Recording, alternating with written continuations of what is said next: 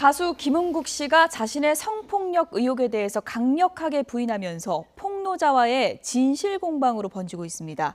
양측의 입장이 팽팽하게 대립하면서 법적 공방이 불가피해질 것으로 보입니다. 전문가 세 분을 모셨습니다. 이종근 데일리안 논설실장, 최영일 시사평론가, 그리고 손정혜 변호사 나오셨습니다. 어서 오세요. 안녕하세요. 안녕하세요. 호랑나비 김은국 씨, 미투 바람 피해갈 수 있을까요? 주제어 보시죠.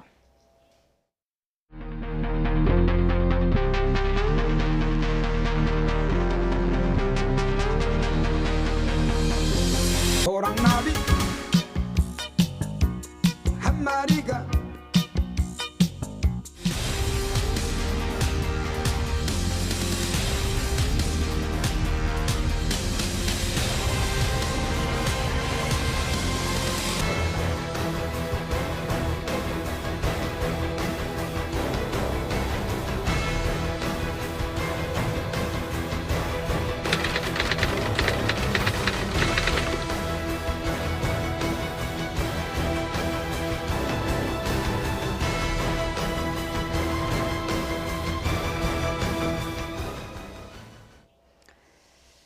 네, 먼저 30대 여성을 성폭행했다는 의혹에 휩싸인 김은국 씨, 공식 입장을 밝혔습니다.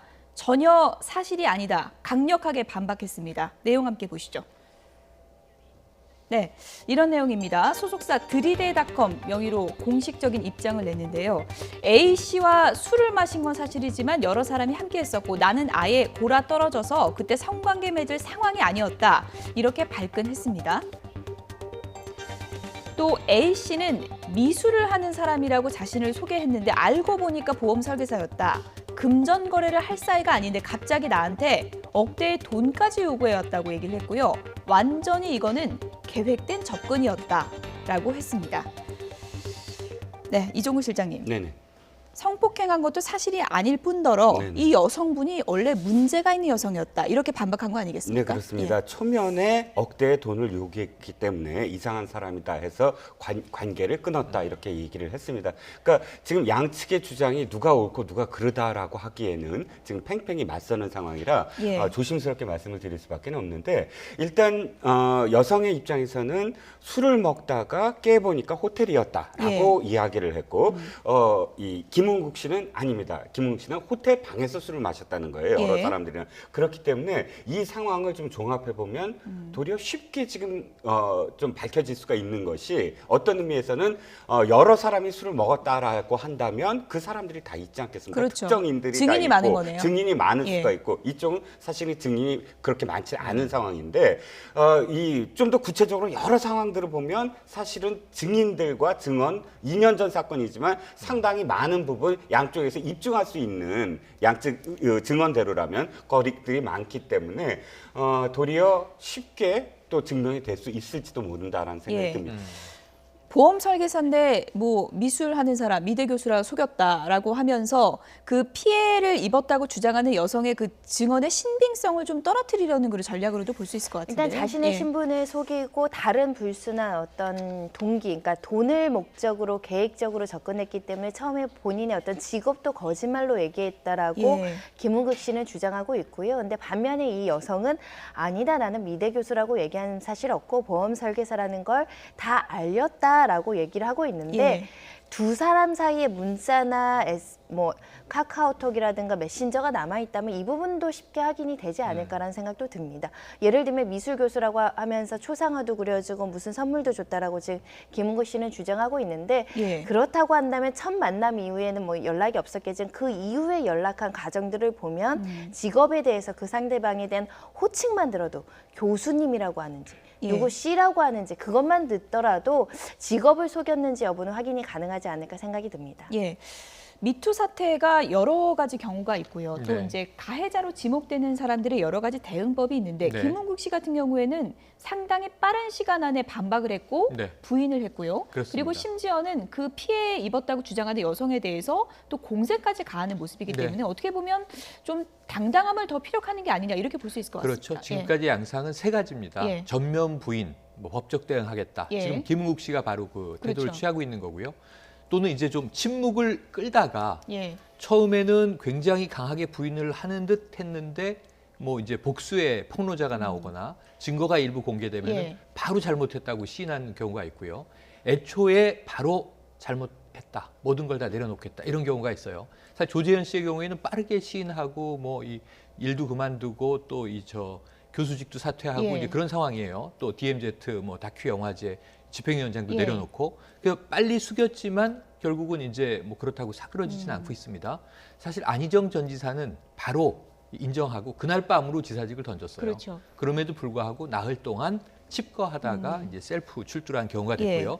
그러니까 이제 첫 번째 케이스 가장 강한 부인을 하는 케이스입니다. 그럼 지금 김은국 씨는 이번 주 내라도 내일까지라도 빨리 고소장을 제출해야 돼요. 지금 여기서 애매모호한 게 있어요. 두 사람 다 물증이 있습니다. 예. 그게 말씀하신 대로 문자 메시지 혹은 메신저 예. 또 그 외에 주고받았던 여러 가지 정황 지금으로부터 2년 전이기 때문에 터져 나오는 중에는 가장 가까워요. 시간이. 예. 먼 과거가 아니에요. 공소시효에 딱 걸려 있습니다. 성희롱도 아니고 성추행도 아니고 성폭행 주장입니다.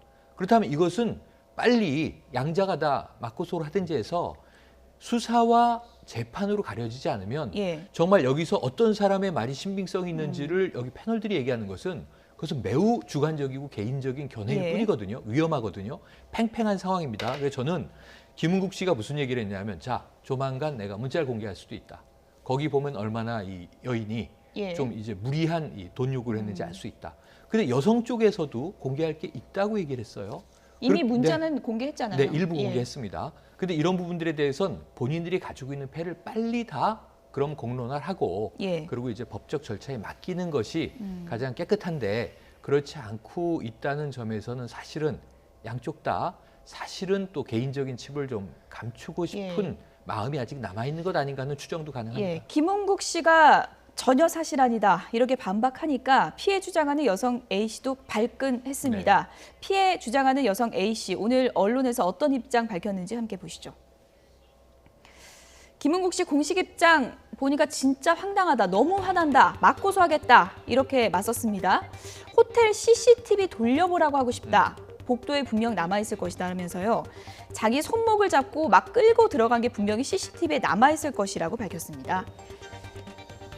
그리고 김은국 씨 주장대로 미대 교수라고 칭한 적도 없고 보험한다고 얘기를 분명히 드렸다고 했고요. 그리고 돈을 요구한 게 아니라 이 성폭행 문제에 대해 사과를 안 하니까 금전적으로도 해달라. 이런 식으로 이제 얘기를 한 거고 구체적 금액은 얘기를 안 했고 받을 마음도 없었다라고 했습니다. 그러니까 지금 양측 주장이 상당히 엇갈리는 건데요. 여성 쪽에서는 호텔로 손목 잡고 끌고 갔고 난 성폭행 당했다는 거고요. 김은국 씨는 술이 취해 성관계할 상황도 아니었고 그런 정황이 없다라는 겁니다. 그리고 이제 여성은 미대 교수라고 한 적이 없고 돈 요구한 적도 없다고 하는데 김은국 씨 측에서는 미대 교수라고 접근했고 돈도 요구했다. 이렇게 이제 엇갈리고 있는 건데 하나하나 좀 짚어보죠. 미대 교수라고 했다. 미대 교수라고 한 적이 없다. 어떻게 이게 엇갈릴 수 있는 걸까요?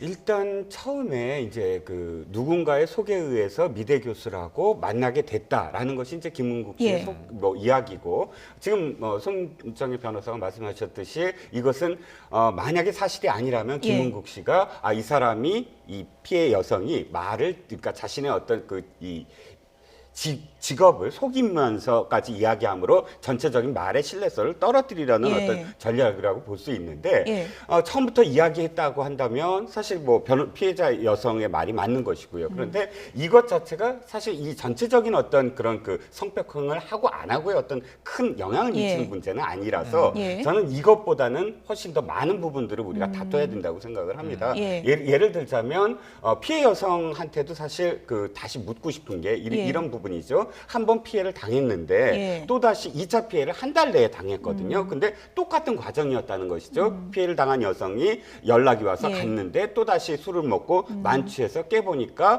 호텔이다. 이런 부분들에 관해서는 또 피해 여성이 좀 해명을 해야 될 것 같아요. 한 번 그 피해를 당했다면 적극적으로 거기에 대해서 그 사과를 요구한다든지 혹은 뭐 그 피해를 호소한다든지 여성단체나 혹은 경찰에 그러지 않고 전화가 왔을 때 또 다시 나가서 만나서 또 다시 만취할 정도로 술을 마셨다. 이것이 이제 이 여성에 대해서 비판하는 쪽 입장이라면 예. 김웅 씨 같은 경우는 사실 아무리 그래도 다른 사람의 어떤 공연의 뒤풀이를 호텔에서 했다. 호텔 방에서 했는데 호텔 방에서 자기가 만취해서 누워 있었다. 예. 그런 어떤 해명도 사실 좀 부적절한 그런 어떤 부분이 좀 남아 있어서 양쪽의 어떤 부분 예. 다 사실 부적절한 부분이 좀 보인다는 것이죠. 이종무 실장님이 지적하신 그 부분에 대해서 많은 분들이 이제 의문을 제기하기도 합니다. 한 달 내에 피해를 당했는데 왜 또 만났을까? 이 부분은 어떻게 고려를 해봐야 근데 되는 사실은 건가요? 그 부분은 피해자 입장이 만약에 피해 사실이 예. 피해가 맞다라는 전제하에 말씀드리면 예. 피해자 입장이 돼보지 않으면 함부로 왜 그렇게 했는지에 대해서 많이 물어보잖아요. 왜 저항하지 못했니? 예. 왜 또 그 자리에 나갔니? 근데 우리 실무상으로는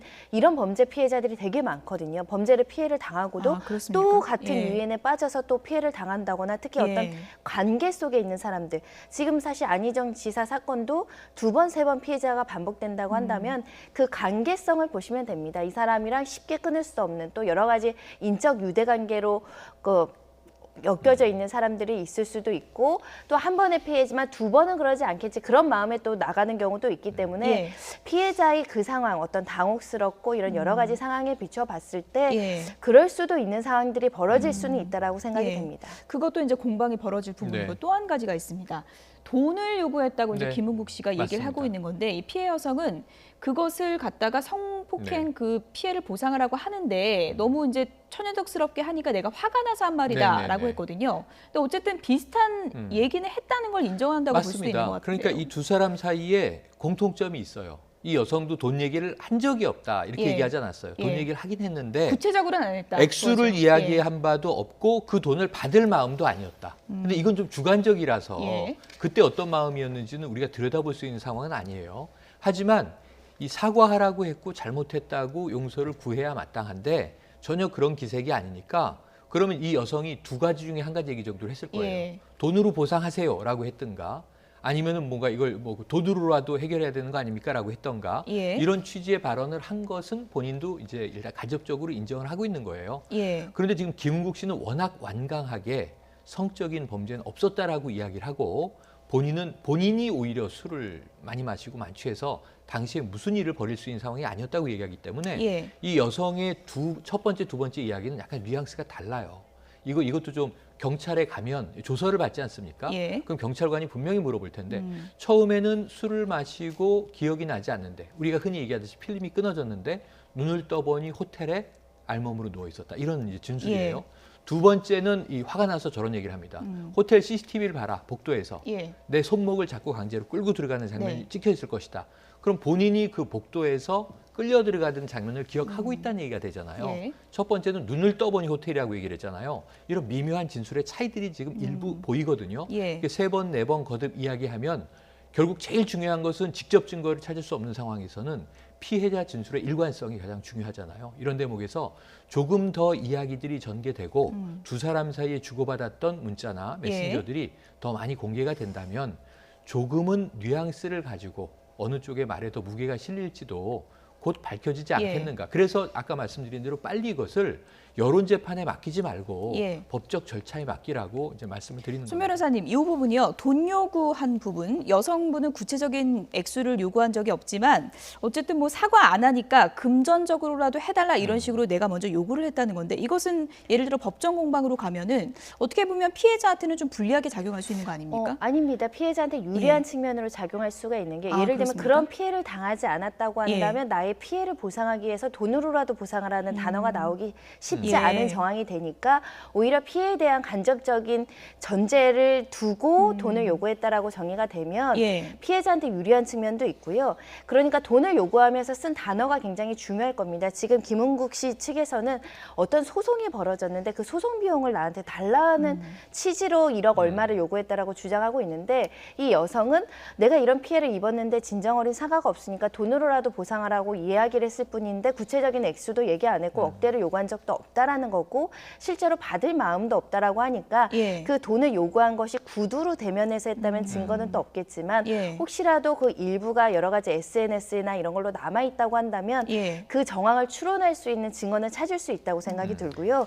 그리고 제가 한 가지만 말씀드리고 싶은 게 성폭력 피해자가 돈을 요구한 게 부당한 건 아닙니다. 그러니까 이 사건과 전혀 상관없이 예. 일반적으로 말씀드리면 폭력의 피해자도 합의금을 요구하잖아요. 예. 그리고 교통사고를 당해도 합의금을 받습니다. 그러니까 성폭력 피해자가 돈을 요구했다고 해서 그게 진짜 피해자가 아니라는 예. 공식은 아니라는 것을 조금 많이 굉장히 안타까운 심정에서 말씀드리는 부분이고요.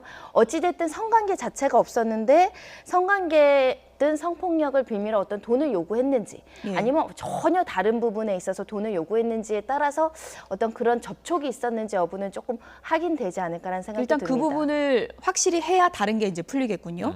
김은국 씨가 워낙에 좀 예능을 통해서 웃음을 주고 시청자들에게 편안함을 주던 분이다 보니까 많은 분들이 좀 놀라기도 하고 또 실망했다 이런 분들도 적지가 않은데요. 김은국 씨는 지금까지 뭐 이번에 가족에게 참 미안하다 이런 네. 얘기도 밝히기도 했지만 기러기 아빠 생활을 하면서 가족들에 대한 사랑을 방송 인터뷰를 통해서 여러 번 밝힌 바가 있습니다. 저희 YTN에 출연해서도 했던 얘기들이 있는데요. 잠시 좀 들어보시죠. 지금 기러기 아빠 생활하신 지 꽤 오래되셨잖아요. 7년째입니다. 지금도 하고 계시는 거고요. 네, 하고 있습니다. 우리 이제 큰애 대학을 들어갔고요. 딸내미는 이제 10살 됐고 캘리포니아 쪽에서 지금 우리 집사람 세 식구가 사는데 이게 대학 들어가니까 상당히 많이 들어갑니다. 2배 들어가는 것 같습니다. 예, 인사 한번 하시죠. 여보 사랑하고 날씨가 추워지니까 더 쓸쓸하네. 잠도 안 오고 공부 열심히 하고 아버지가 열심히 일하고 있으니까 최선을 다해주세요. 사랑합니다. 네. 네. 가족에게 이제 영상 편지 보내는 모습을 보여드렸는데 저도 이제 인터뷰를 개인적으로 한 적이 있지만 가족에 대한 사랑이 참 애틋했던 분으로 제가 이제 기억을 했는데 이런 게 불거지니까 상당히 좀 더 안타까웠던 측면이 있습니다. 네, 그렇죠. 예. 김은국 씨가 사실은 그 예능이라든지 혹은 뭐 쇼 프로그램 같은 데 나가서 자신을 낮춰가면서 예. 웃음을 주는 사람이잖아요. 그런데 김은국 씨의 인기는 어디서 나오냐면 가정에 대해서 끈끈한 어떤 정을 보였기 예. 때문에 그것이 시너지가 돼서 사람들에게 저 사람은 원래 가정에 대해서 끈끈한데 가족을 벌어먹기 위해서 저렇게 웃음을 주는구나 하는 그런 식으로 연결이 되면서 더 많은 환호가 갔던 건 사실이죠. 그러니까 2017년도에 가족들이 돌아왔어요. 돌아와서도 사실 또 이렇게 그 반포에 딸과 아내가 살고 자기와 아들은 김포에 살기 때문에 돌아와서도 기러기다. 뭐 이렇게 해서 사실 작년에도 그렇게 애틋한 마음을 표현을 했는데 예. 뭐 조민기 씨도 그렇고 뭐 김은국 씨는 아직은 뭐 예. 모릅니다. 사실 여부를 확정됐고 밝혀야 되죠. 사실 여부를 예. 밝혀야 되지만 지금 시청자들이나 혹은 국민들이 안타까워하고 놀랬던 건 주로 어떻게 그렇게 가정에 대해서 텔레비전에서 이렇게 안타까워했던 분들이 도리어 이런 어떤 상황이 되니까 예. 더 충격이 큰 걸로 보입니다. 예. 그렇다 보니까 이제 많은 분들이 실망도 하고 충격도 네. 받고 무엇보다 사실 여부를 빨리 밝히는 게 공인으로서의 맞습니다. 책임 아니겠습니까? 일각에서는 미투가 참 좋은 운동인데 네네. 미투의 경계선을 우리가 어디까지 해야 될 것인가 맞습니다. 이 사건을 통해서도 좀 확실히 할 필요가 있다. 맞습니다. 이런 목소리가 있습니다. 그러니까 이 예. 미투 운동이라는 것 자체가 경계를 자로잰 듯이 자를 수가 없잖아요. 왜냐하면 이 스펙트럼이 막 복잡한 겁니다. 어찌 보면 남녀 관계는 지금 다 미투 안에 그냥 던져지고 있어요. 엄밀하게 보면 정치적 타격은 굉장히 크지만 예. 안희정 전 지사는 미투가 명확하죠. 그렇죠. 이 어떤 권력 관계에 예. 의한 이제 부하 직원이 나 성폭행을 당했다 주장을 폭로한 거니까 이게 가장 이 전형적인 미투입니다. 사실관계는 역시 법적으로 지켜봐야 됩니다. 예. 주장이 다르기 때문에 왜냐하면 이제 셀프 출두를 해서도 안희정 전 지사는 부인한 것으로 지금 나오지 않습니까? 오히려 이제 자신들의 가족에게 가장 미안함을 토로하고 있고요. 하지만 또 바로 그 절친이면서 충남지사를 거의 따논당상처럼 생각했던 박수현 전 대변인 경우에 지금 후보직을 사퇴했습니다만 이 경우는 미투의 범주는 아니에요. 불륜이냐 아니냐 예. 이 문제를 얘기할 수 예. 있어요. 그래서 우리가 미투의 경계를 고민하는 것보다는 김은국 씨 경우는 어떨까요? 김은국 씨의 경우는 경계선에 있죠. 지금. 경계선에 예. 있다고 보십니까? 여성은 예. 성폭행이다.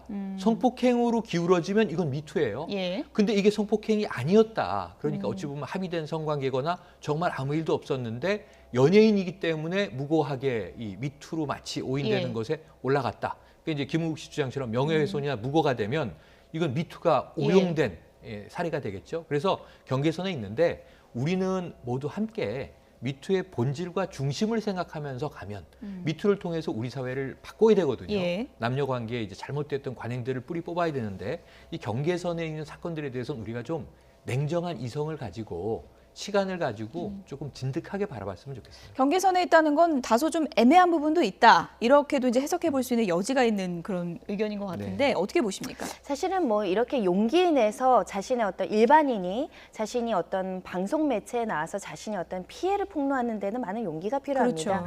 그런 반면에 그 무고나 명예훼손까지 감당하면서 나올 여성들은 많지 않다고 생각이 드는데 혹여라도 10명 중에 1명 그런 사람이 있어서도 무고한 남성의 피해자가 있는 것은 예. 또한 온당치 못하는 거죠. 우리가 사실은 사람 말만 믿고 어떤 사실을 확정하기가 어렵습니다. 우리는 수사기관이 아니기 때문에. 그렇죠. 그러니까 방송의 폭로로 끝나지 않고 이것이 법적으로 사법 절차 하에서 진실이 CCTV가 제대로 가려져야 될 것으로 예. 보이고요. 그래서 정말 성폭력 피해자가 맞다고 한다면 그 사람의 용기를 지지해 줘야 될 것이고 그게 무고라고 한다면 예. 엄중하게 처벌해야 될 것 같습니다. 미투 운동에 여러 가지 의혹과 폭로가 쏟아지고 있는데 이분의 경우는 어떨까요? 배우 조재현 씨 같은 경우에는 한두 가지 폭로가 나오고 있는 게 아닌 것 같습니다. 이번엔 또 이런 내용이 나왔습니다. 그야말로 사면 초가에 빠져있는 배우 조재현 씨, 이번엔 여기자 성추행 의혹이 불거졌습니다. 지난 2015년 여름에 조재현 씨 인터뷰를 했는데 사석에서 그 이후 한 차례 더 만나게 됐다. 그런데 조재현 씨가 입맞춤을 시도하는 등 이해할 수 없는 행동을 했다라는 여성조선 기자의 폭로입니다. 네, 뭐 이런 얘기는 제가 굳이 읽지 않겠습니다. 네. 여자친구가 되어달라 이렇게 요구를 했고요. 내가 기사 쓸 것이 두렵지 않느냐 이렇게 쏘아붙이니까 기사가 나간다면 업보로 생각하겠다. 네가 정시름에 하지 않겠다. 이렇게 답을 했다는 겁니다. 이것도 뭐 지금 조재현 씨의 공식 입장이 나오지 않았기 때문에 저희가 사실이다 단정할 수는 없겠지만 네. 조재현 씨 같은 경우에는 이보다 수위가 훨씬 심한 그렇죠. 그런 폭로가 나왔기 때문에 여기자까지 성추행을 했나? 이런 실망이 더해질 수밖에 없는 네, 거예요. 그렇습니다. 이제 이 여기자가 이렇게 시간이 지나서 이것을 폭로하게 된 계기를 이야기하는데 뭐냐면 이겁니다. 마음속에 담아두긴 했다. 그런데 지금 이 미투 운동이 벌어지면서 조재현 씨와 관련해서 많은 피해 여성들이 나오게 된 상황에서 그 여성들의 마음을 자기가 알게 되고 그 여성들을 사실은 지지하는 또는 예. 응원하는 마음에서 자기가 하게 됐는데 이렇다는 거죠. 이 기자와 그다음에 배우는 갑을 관계가 아니고 권력 관계가 아니다. 그럼에도 불구하고 자기한테 이런 행동을 할 때는 그 갑을 관계에 있는 같은 집단에 있는 여성들은 어떻게 될 것이냐에 대해서 생각해 달라라는 것이 이 여기자의 사실은 뭐 주장입니다. 예. 조재현 씨 같은 경우는 또 이제 네. 김은국 씨랑 결이 좀 다르다라고 할 수 다릅니다. 있잖아요. 예. 지금 김은국 씨의 경우는 아까 말씀드린 대로 진위 공방이 치열하게 붙었기 때문에 경계선에 있다고 말씀드린 거고요. 예. 여성의 시각에서 보면은 당연히 미투의 범죄에 들어오지만 이 김은국 씨 입장에서 보면은 저 어떤 얘기를 드리고 싶냐면 제가 방송에서 실수를 한 사례들이 과거에 있어요. 예. 박유천 씨 성폭행 논란이 나왔을 때 박유천 씨를 굉장히 비판을 했어요. 예. 어떻게 저런 이미지 좋은 연예인이 저럴 수가 있느냐. 자신의 미래를 저런 일로 망칠 수가 있느냐. 근데 법적 나중에 판결이 나온 걸 보면 성폭행은 무혐의가 돼버렸습니다. 그리고 여성과 성매매를 한 것으로 성매매로 처벌이 됐죠. 그 상황에서 보면 성매매도 범죄긴 하지만 어쨌든 이제 이 죄 질이라는 점에서 성폭행과는 또 차이가 있었던 것이죠. 그래서 근데 성폭행이라고 매도했던 것은 또 여성의 무리한 주장에 대중들이 조금 더 유명인이기 예. 때문에 연예인을 비판했던 거구나. 그러니까 이런 사례에서도 어느 쪽으로 저는 이 진실과 거짓이 판별이 날지 모르는 상황에서 조심스러울 수밖에 없어요. 이럴 것이다 저럴 예, 것이다는 예. 말은 아무 도움이 안 돼요. 그런데 조재현 씨의 경우에는 본인이 인정을 했어요. 그러니까 조재현 씨가 완전히 자신의 지금 터져나온 폭로를 인정한 사례, 빨리 내려놓은 사례고요. 또 이와 다른 케이스가 누가 있냐면 이윤택 감독이 있습니다. 이윤택 감독은 성추행은 인정한다. 하지만 나 성폭행 안 했다. 예. 부분 인정의 사례거든요. 그래서 조재현 씨는 이미 다 인정을 했기 때문에 제가 보기엔 수사 대기자입니다. 예. 수사를 받아야 됩니다. 근데 이런 상황에서 추가적인 폭로가 더 나왔을 때는 물론 그 혐의를 굳히는 효과는 있지만 대세에 거짓말을 하다가 이제는 진실을 말할 수밖에 없다고 전환을 할 그런 대상자는 아닌 것이고요. 얼마나 더 많은 피해가 있는지를 앞으로 수사를 통해서 밝혀내야 되겠죠. 지금 언급을 하셨지만 16명 피해자가 16명입니다.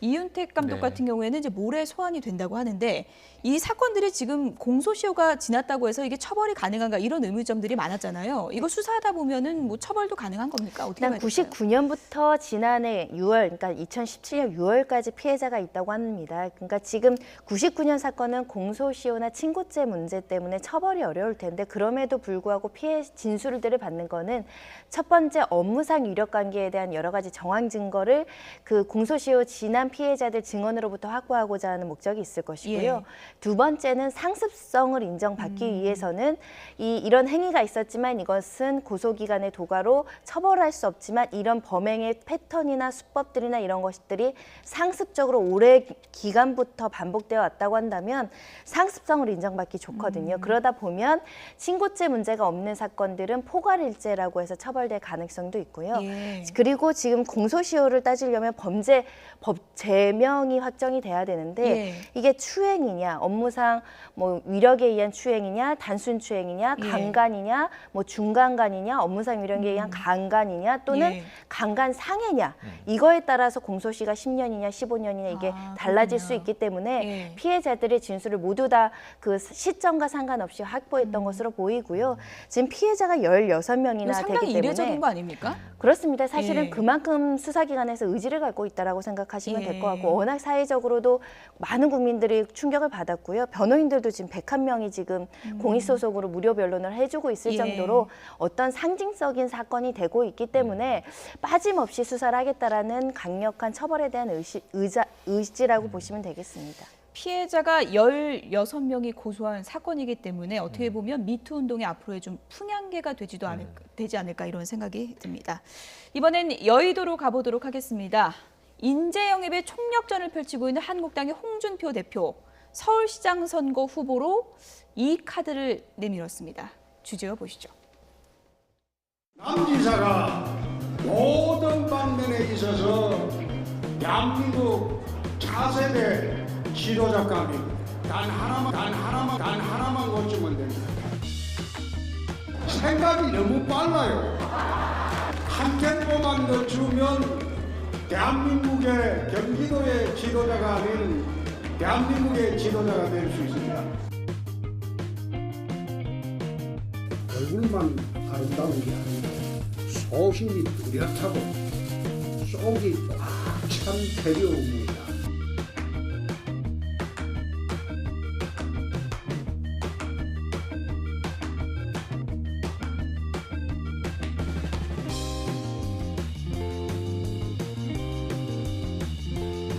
서울시장 후보는 공정 외에도 많이 있습니다. 분위기가 좀 있으면 달라질 거예요. 새해부터는.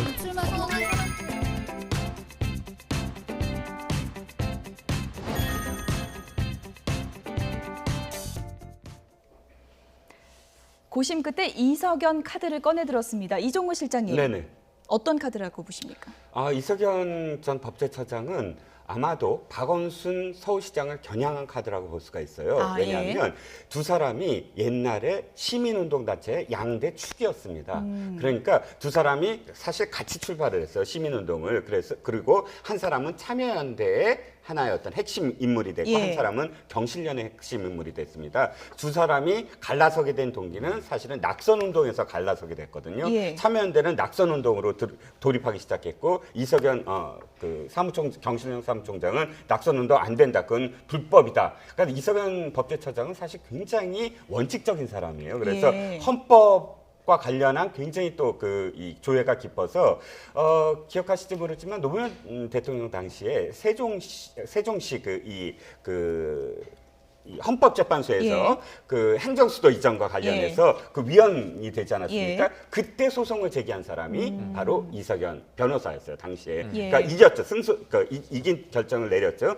자, 그래서 아마도 그 홍준표 대표 입장에서는 또 이 이석연 전 법제처장은 탄핵을 찬성한 사람이에요. 박근혜 대통령 탄핵을 찬성하고 굉장히 온건 합리적인 그런 보수다. 그리고 사실 홍준표 대표도 비판했던 사람이에요. 품격이 없다. 보수는 품격이 있어야 된다. 그러니까 홍준표 대표 입장에서는 지금 자기와 비슷한 사람, 자기 사람이 아니고 또 지금 자유한국당의 어떤 비판받는 사람이 아니고 그래도 보수가 생각할 때 합리적인 사람이구나. 그리고 또 박원순 시장과 또 대척되는 사람이구나. 예. 이런 여러 가지 종합적인 어떤 판단으로 이성훈 법제처장을 아마 선택한 게 아닌가 싶습니다. 예. 이석연 카드는 박원순 시장을 겨냥한 것이다라고 말씀을 해주셨는데 지난 2011년 서울시장 보궐선거 출마를 검토할 때도 이석연 전 처장이 관련 질문을 기자들에게 많이 받았습니다. 네. 당시 어떤 얘기를 했었는지 들어보시죠.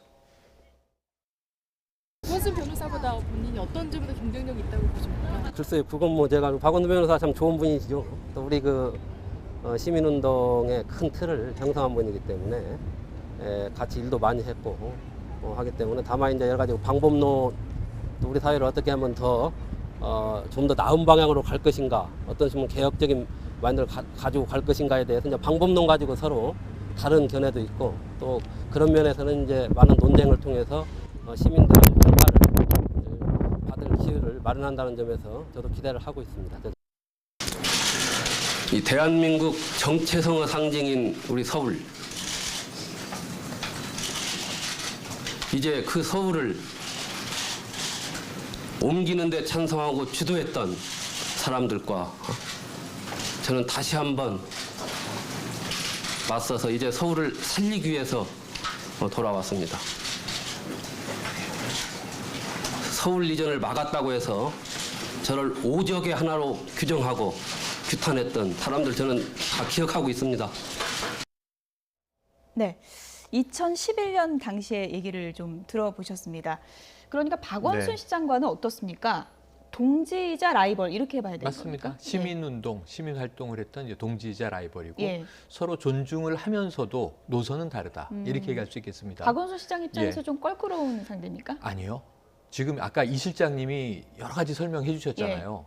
자, 지금 시청자분들께 제가 여쭤보고 싶어요. 여론조사하면 답이 바로 나올 텐데 예. 서울시장 카드로 지금 오늘이 90일 남았고요. 내일로 89일 남습니다. 예. 4월에 남북정상회담, 5월에 북미정상회담, 6월 지방선거인데 그 와중에 지금 서울 시민들, 유권자들이 인지도가 없는 인물이 지금부터 불씨를 지펴서 80일 동안 키워낼 수 있나요? 저는 이석연 전 법제처장 저분이 적어도 4년 후를 준비하고 지금부터 준비를 한다면 그림과 작품을 만들어낼 수 있겠는데 바로 지난 지방선거로 한번 돌아가 보세요. 서울시장 보수 측에서 후보가 누구였나요? 정몽준 전 의원도 있었고요. 그리고 심지어 당시 김황식 전 총리도 있었고요. 이번에는 황교안 전 총리가 나오는 거냐 이제 이런 이야기가 나오고 있었는데 이 대부분 서울 유권자들의 입장에서는 아 좋은 분인가 봐. 얘기 들으니까 이종구 실장님 설명을 들어보니까 아 그런 분이었구나.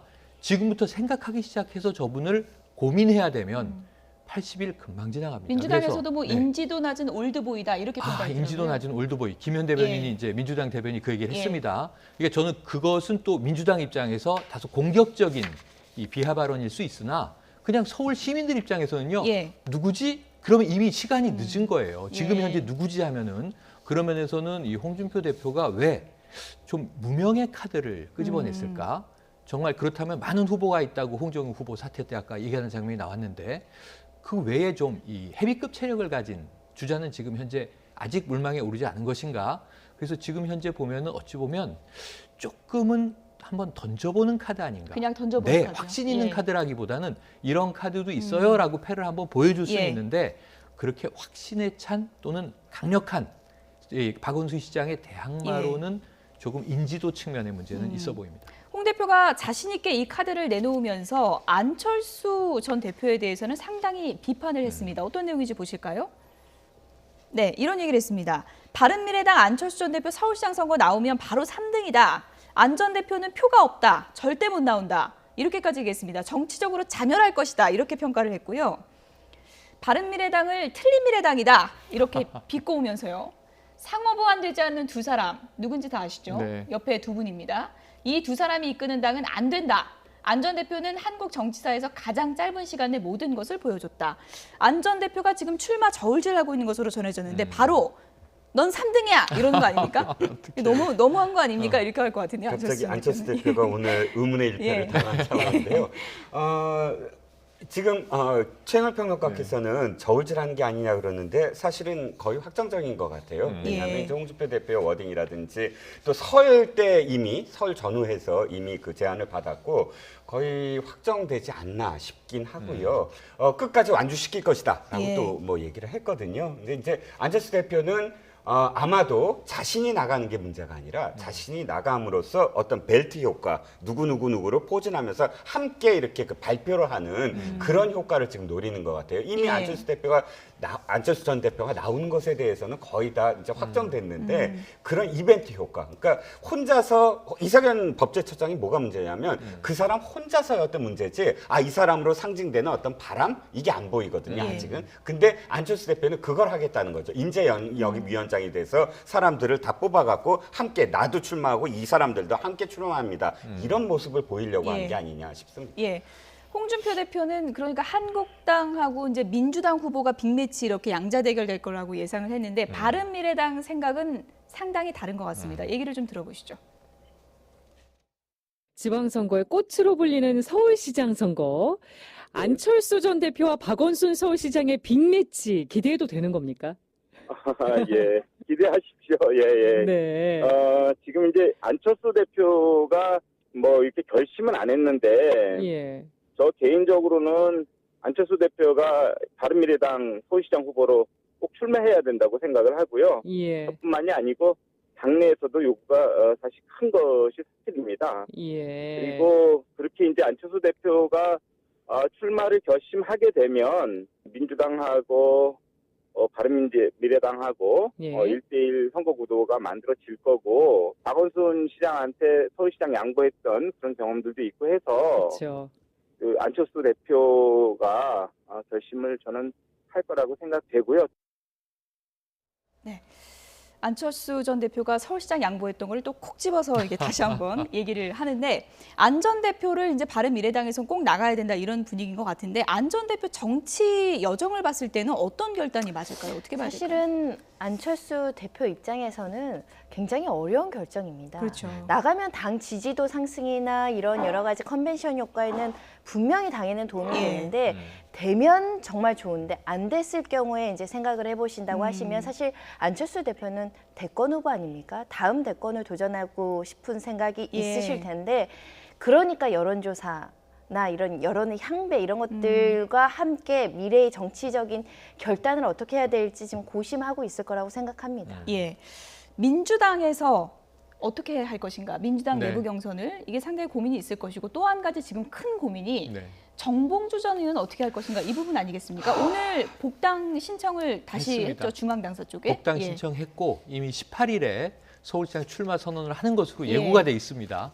이 상간에 하루 이틀 사이에 또 무슨 일이 터질지는 전 그렇죠. 모르겠어요. 예. 이게 좀 걱정되는 대목이긴 한데 그럼에도 불구하고 지금 프레시안을 통해서 이제 들어왔던 그 현재는 이제 기자, 과거에는 대학생, 그 이제 성추행 논란에 대해서는 강력한 부인입니다. 예. 이미 기자 6명 고소했습니다. 그렇죠. 김은국 씨 아까 처음에 얘기를 했지만 다른 게 행동으로 고소 바로 했고 법적으로 나는 무고하니까 한번 해보자. 예. 지금 오히려 공세적으로 더 강해진 그런 상황이에요. 그러면서 동시에 서울시장 포기 안 한다. 난 도전하겠다. 근데 지금 이 집권 여당인 더불어민주당은 상당히 좀 고민이 있을 거예요. 왜냐하면 이제 여성 당대표입니다. 추미애 대표. 지금 미투 운동 강력하게 지지선을 하고 있어요. 안 그래도 86그룹에서 하필이면 민주당 사람들만 줄줄이 미투에 걸려 있는 상황이에요. 뭐 저 아까 말씀드렸지만 벌써 저 충남지사 후보 1명 사퇴해 버렸죠. 예. 민병두 의원은 의원직을 던졌죠. 당에서 제고하라고 하는데 예. 제고하라고 하기도 민망하고 이게 참 고민입니다. 예. 그래서 이런 거는 미투 아닌 거 아닙니까? 이런 얘기도 나오는데 이것도 좀 문제가 있습니다. 논란의 소지가 또 발생이 됐어요. 그런 상황에서 지금 정봉주 전 의원을 받아주고 싶은 마음이 클 것 같아요. 전투력 있는 자원이 필요해요. 예. 그런데 이 미투에 걸려 있는 자원을 받아주는 것은 민주당의 결에서는 지금 또 허용하기 쉽지 않은 부분이에요. 그러니까 예. 어찌 보면 지금 반반인데 그럼 이 막대기는 또 어느 쪽으로 기울 것이냐. 그래서 지난번에 이제 복당에 대한 이제 고민을 해보겠다라고 했지만 저는 받아주고 싶지만 받아주기 어려운 그런 상황으로 받아주지 보여집니다. 않을 것이다. 결론적으로는. 받아줄 명분이 지금 예. 사회적으로 예. 왜냐하면 정봉주 전 의원 한 케이스면은 어떻게든지 받아줄 수 있겠지만 예. 너무 86그룹이 휩쓸려 있는 상황이다 보니까 예. 이게 하나만 구제해주면 특혜로 엿보일 수 있는 상황, 미투의 흐름에 민주당이 좀 미온적으로 보일 수 있는 상황, 이런 부분은 민주당이 아마 고려해서 받아주기가 쉽지 않을 것 같습니다. 예. 어쨌든 정봉주 전 의원은 서울시장 출마를 강행하겠다 이런 완강한 입장을 계속해서 보이고 있는데 또 지방선거 예비경선 판도에는 어떤 변수가 될지 앞으로 좀 지켜보도록 하겠습니다. 다음 얘기로 넘어가 보도록 하겠습니다. 간략하게 이명박 전 대통령 어제 소환조사가 있었는데 진술 내용이 일부가 좀 확인이 됐기 때문에 이 부분을 짚어보도록 하겠습니다. 손 변호사님. 이명박 전 대통령이 여러 가지 이제 진술이 있고 시인한 부분도 일부는 있지만 대부분은 이제 부인을 했는데 김윤옥 여사나 아들 이시영 씨와 또 선긋기한 부분도 있는 것 같아요. 그렇습니다. 예. 나는 전혀 관여하지 않았다라고 하고 잘 모른다. 그런 진술은 사실은 일관되게 지금 가족들한테도 그 마찬가지로 사실 측근들 모른다. 지시한 적 없다. 보고받은 적 없다. 이렇게 얘기하고 있는데 예. 가족도 마찬가지입니다. 아들이 뭐 하는지 모른다. 나는 모른다. 김윤옥 예. 여사가 뭘 했는지 모르겠다. 지금 이런 취지로 얘기를 하고 있어가지고 큰 틀에서는 사실은 모두 다 전부 부인한다라고 보실 수밖에 없는 상황입니다. 예. 떠넘긴다 이런 게 아니고 부인한다 이렇게 해석해야 됩니까? 이런 거죠. 만약에 아내가 금품 수수를 받았다고 한다면 뇌물죄의 성립에 그렇죠. 굉장히 중요한 진술이기 예, 때문에 아내가 받았는지 몰랐다. 그러면 아내가 공무원이 아닌 이상은 이게 뇌물의 성격이 굉장히 애매모호해지는 거거든요. 예. 사실 이런 진술들은 변호인들이 치밀한 변론 하에서 이 부분 아내가 받은 사실을 같이 인정하는 순간 뇌물죄의 그 공모가 되고 그러다 보면 대가성 인정이라든가 한 2단계 더 들어가거든요. 그래서 모든 것을 지금 알지 못한다. 몰랐을 수도 있고요. 몰랐다고 하는 게 전략일 수도 있습니다. 예. 이제 검찰 수사 전선이 확대될 수 있다. 김윤옥 여사 쪽으로 이런 얘기가 나오는 게 또 사위의 진술도 나오지 않았습니까? 네, 근데 예. 뭐 이상주 변호사는 또 부인을 하고 있는 것 예. 같아요. 그런 진술을 한 적이 없다라고 부인을 했죠. 그렇지만 예. 어찌됐든 이 진술에 대해서 사실은 어느 정도의 어떤 진술이 있었기 때문에 물어봤을 테고 또 거기에 대해서 답변을 했는데 지금은 이명박 전 대통령의 어떤 이 전선은 아무래도 굳어진 것 같습니다. 모른다로 예. 해서 자신의 어떤 뇌물죄라든지 이런 것들을 확대하지 않겠다는 것은 확연히 드러났는데 물론 시간은 검찰 편이 훨씬 더 검찰 편이 아닌가 여러 가지 어떤 증언들이 또는 결정적으로는 영포 빌딩에 있었던 문건들 그 문건들이 거의 빼도 박도 못하는 어떤 문건들이 아니었나. 그래서 그 문건들과 관련된 증거를 제시하니까 10만 불은 시인할 수밖에 없었다. 이런 상황이 아닌가 싶습니다. 그런데다가 지금 이 도곡동 땅 매각해서 생긴 자금, 이게 다스의 이제 원천 자본이 되는 예. 거죠. 근데 이 150억 중에 67억은 내가 가져다 썼다.